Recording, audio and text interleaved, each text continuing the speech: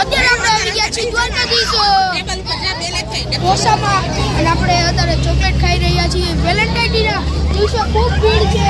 સામે ગોલાનું ફ્રીમાં અને અહીંયા મોટું પટલું બી છે. દ્વારકાધીશ ઢોસા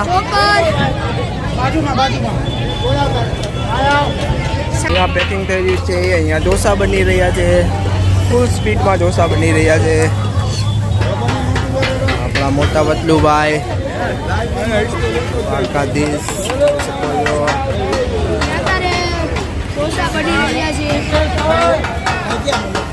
અને આજનો દી 150 રૂપિયામાં અનલિમિટેડ ઢોસા, સોડા અને એક ગોલો સાથે ફ્રી.